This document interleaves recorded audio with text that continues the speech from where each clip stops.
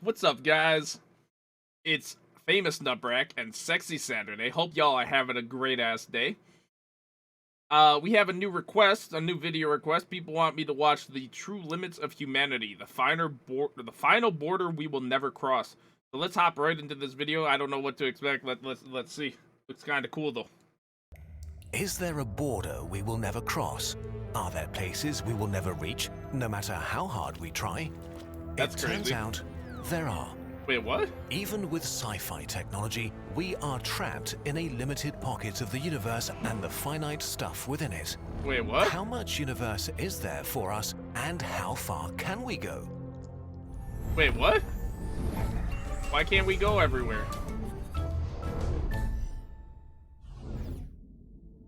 If you look at the night sky, you might assume it will be there forever. Stars are born and die again in a cycle that feels endless.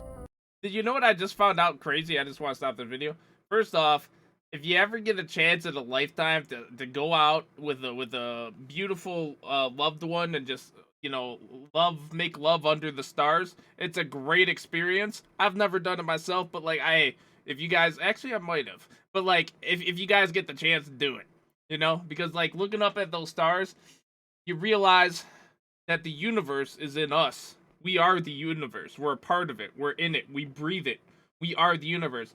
Also, I also learned that like one of these stars could have exploded and we just won't find out because it travels the speed of light and it takes long time to get to us.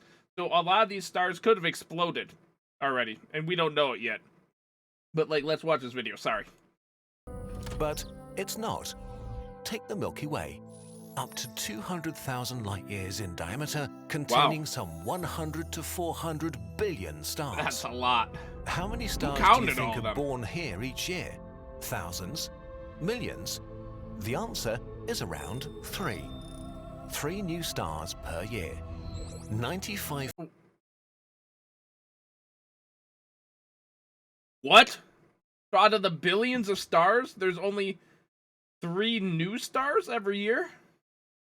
3 new stars per year, 95% of all the stars that will 5% of all the stars that will ever exist in the universe have already been born, and we live at the tail end of the age of star formation. What? We are at the beginning of the end of the universe as we know it. Wait, what? The formation of new stars will continue to slow down. But Why? there's more. It turns out that the universe is rushing away from us. The Milky Way is not alone. Together with the Andromeda Galaxy and more than 50 dwarf galaxies, it forms the Local Group, a region of space about 10 million light-years in diameter, our galactic neighborhood. Hundreds of galaxy groups like the Local Group make up the Laniakea supercluster, which itself is only one of a myriad of superclusters. In total, there are around 2 trillion galaxies that make up the current observable universe. What? Unfortunately, even if we could travel at light speed, around 94% of the galaxies we can see are already unreachable for us forever. Let this number sink in for a moment. Wait, what? The simple fact that there's a limit for us, Wait, and wait, that wait, there wait, is wait, so wait, much hold up. that there's What did he for say? us forever. Let this number galaxies we can. Even if we could travel the speed of light, around 94% of the galaxies we can see, this is all gone forever? Oh, is he saying because the universe keeps expanding, if we travel the speed of light, we'll never be able to reach this outer because it's expanding faster than the speed of light? Can see are already unreachable for us forever.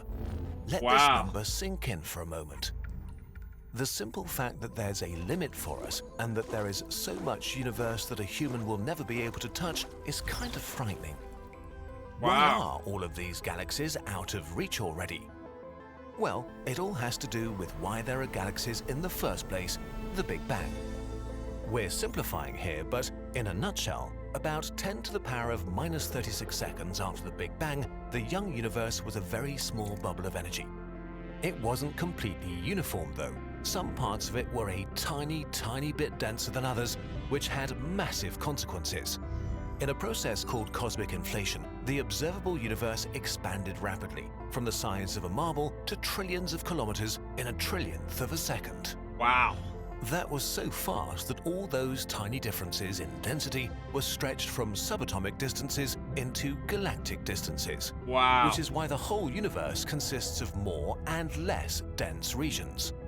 Pockets of the universe filled with a bit more stuff than the space around them. After that short but powerful inflation ended, gravity began trying to pull everything back together. Inside the denser pockets, gravity emerged victorious, and so over time... What if, like, you know how we look under a microscope, right? You got the microscope and you're looking down and you see all those, like, cells and stuff? What if all that is just, like, our universe? And we're just, like, a cell of a part of a bigger thing? Because, like, that's crazy. Time, they grew into groups of galaxies like the one we live in today. The local group is our pocket of the universe. But at larger scales outside the denser pockets, the expansion of space never stopped. This means that our local group is surrounded by a lot of stuff, but none of those structures and galaxies are gravitationally bound to us. The more the universe expands, the larger the distance between us and the other gravitational pockets becomes. Wow. Even worse for us, the expansion of the universe is accelerating. We don't know why this happens, so we came up with the concept of dark energy. You can imagine it like an invisible effect that speeds up the expansion of the universe. We'll explain these concepts in more detail in another video though. For now, all you need to know is that the universe is expanding faster and faster. This expansion means that there's a cosmological horizon around us. Everything beyond it is traveling faster relative to us than the speed of light. So everything that passes the horizon is irretrievably out of reach forever, and we will never be able to interact with it again. In a sense, it's like a black hole's event horizon, but all around us. 94% of the galaxies we can see today have already passed it and are lost to us forever. So what he's saying here is because we can only see the speed of light, right? Like, we can only get things the speed of light, right? The stuff that goes beyond the speed of light at the edges of the universe that's expanding faster and faster, we'll never be able to see again, yet alone visit. And that's already 94% of the universe that we can't see? Wow. Wait, if we can't interact with them, how come we can still see them? Yeah, wait, yeah, how well, can we see the way them? we're able to see something is via light. And Okay. although the speed of light is the fastest way to travel through the universe, it needs time to get from one place to another. Oh my god. Every second, light reaches us from trillions of galaxies that have passed the horizon because when their light was emitted, they were much closer to us. We are looking at their Wow. ancient past and see their ancient positions. That is, so when we're looking at all these stars and universes, we're looking at them as if they were billions of years ago. That is why, that's literally time travel. We're seeing things in the past, in the present. Is that not time travel? That is legit time travel. So the observable universe is much larger than the universe we can actually interact with. In a sense, the universe is pulling off a great show for us, showing us things that are out of reach forever. Wow. We have no idea what these galaxies look like today, and we will never know. But we will be able to observe them for a long time as their light hits our telescopes. Interestingly, this means that currently the observable universe still appears to be growing as more and more light released by super distant galaxies billions of years ago is arriving at our doorsteps. Oh, wow. Okay. Still, all the pockets of the universe outside the local group will one day pass our cosmological horizon. That's so sad. Once they do, their light won't be able to reach us anymore, and from our perspective, they will fade away into darkness. Wow. Every second of your life, 60,000 stars pass the horizon. Since you started Wow. watching this video, around 22 million stars have moved out of our reach forever. What the fuck? Okay, but if 94% of the observable universe is beyond the cosmic horizon and gone forever, that still leaves us with 6% that is technically in reach, which is still a ton of stuff. all the galaxy pockets that are less than 18 billion light-years away. They are still moving away, but slow enough that we could physically reach them, although the chances are shrinking with every second that passes. Wow. Everything that's more than around 5 million light-years away is moving away from us. But the closest galaxy groups are receding the slowest, so there is a time window to jump galaxy groups. Even the stuff that is near us is getting farther and farther away. Wow. It's like pouring a bucket of like sand or something into water where it all like spreads out, right? Well, sand sinks. That's a terrible example. But like you get what I'm saying, right? It's like diluting stuff into water and just keeps spreading and spreading like in the ocean, right? But there has to be an end, right? There has to be an end, right? Things just can't go out and out forever and farther away. I mean, by the time we're able to travel like light speed, we might not be able to catch anything. This is wild to me. 22 million stars have went out of reach since we started this? Wow, so like, if we were to try to find life, like every second literally matters in our human existence. Wow. The challenge is extreme though, even for Type 3 civilizations. Even at the speed of light, a trip to the Maphite group, the closest pocket of galaxies outside the local group, would take 11 million years. Wow. If some sort of super-motivated, super-advanced civilization takes this challenge on, its potential sphere of influence could expand to hundreds or thousands of galaxies. Although, as time passes and the universe grows, they would be separated forever. Wow. It's pretty safe to assume that humans will not make. So that's actually, what if that's what happened? You know, like, what if that's what happened? Like, what if there's like this religion where humans were on this planet and then everything else just got too far out of reach, and there's human planets on other galaxies stuff, but they're just out of reach and out of sight now. This journey, at least not with technologies that are even remotely on the horizon. For us, the local group is most likely the largest structure that we will ever be a part of. Just traveling between the stars would be an achievement of epic proportions. We would already be incredibly successful if we were to colonize our cosmic backyard, which accounts for 0.00000000001% of the observable universe. As dark energy pushes the rest of the universe away from us, the local group will become more tightly bound. All its galaxies, big and small, will merge together to form one giant elliptical galaxy with the unoriginal name Milkdromeda in a few billion years. This process might even smash huge gas clouds together and re-spark star formation for some time. Wow. And this new light will be very welcome because at some point the galaxies outside Milkdromeda will be so far away that they become too faint to detect. Once this happens, no information outside of the local group will reach us ever again. The universe will recede from view. Wow. A being born in the far future in Milkdromeda will think that the universe consists of nothing but its own galaxy. When they look far into empty space, they will only see more emptiness and darkness. They won't see cosmic background radiation, and they won't be able to learn about the Big Bang. They may have no way of knowing what we know today, the nature of the expanding universe, when it began, and how it will end.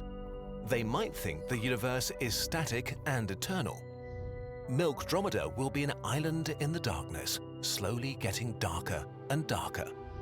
Still, with its trillion stars, the local group is certainly... So we're actually pretty lucky to be in this lifetime to understand that there at some point was stuff out there, right? Because there could be some galaxies that are so far out, spread out, they can't see anything else, and they never will. Right, as far as we know, because they're too far away from everything, and they just think that's it. But what they don't know is if they were to go into darkness forever and ever, somehow faster than the speed of light, then they would find something else. And that is so interesting to me. Wow. A big enough playground to entertain humanity for a while. After all, we still haven't figured out how to leave our solar system, and we have dozens of billions of years at the very least to explore our galaxy.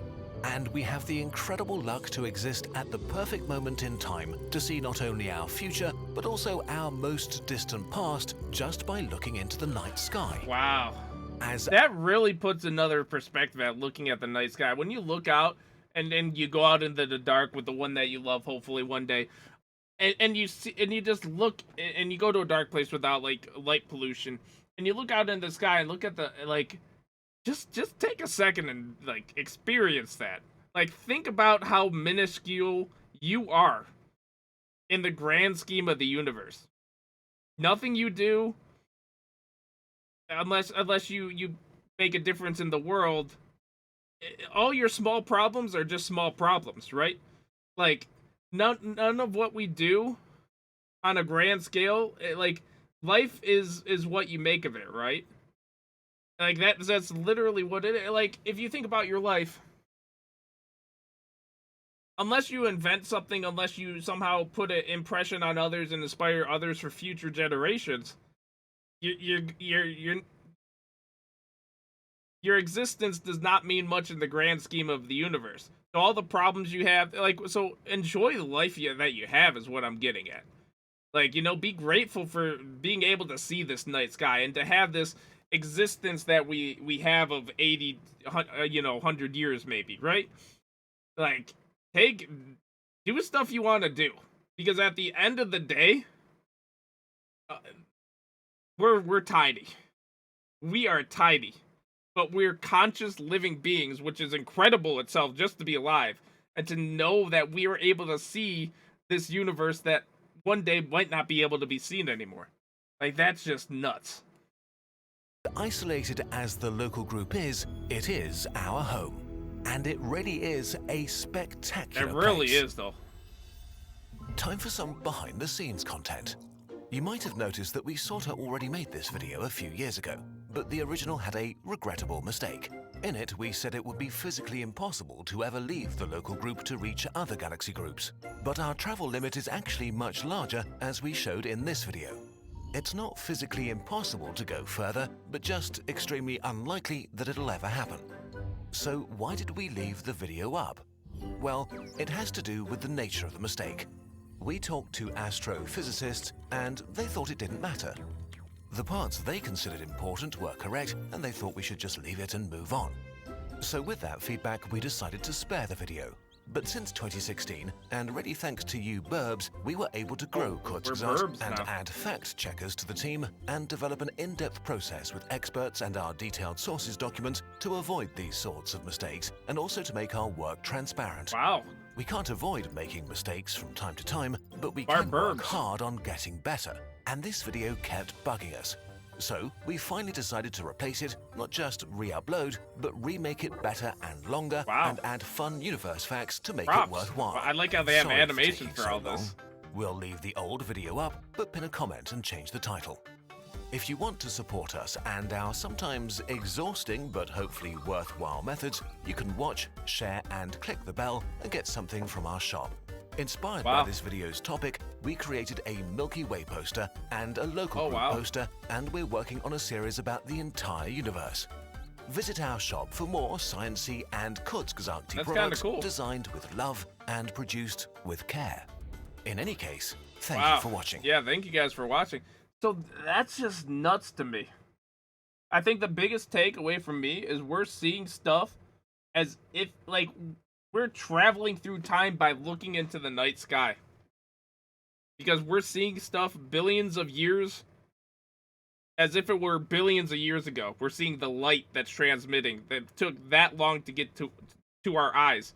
And some of those galaxies might not exist anymore. They're out of reach. Like, that's nuts.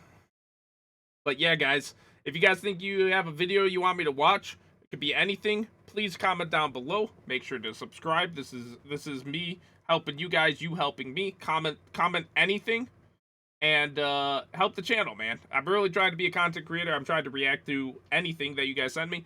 So enjoy your sexy Saturday, and I'll see you guys next time. All right. Whew. Glad that's done. Oh, is this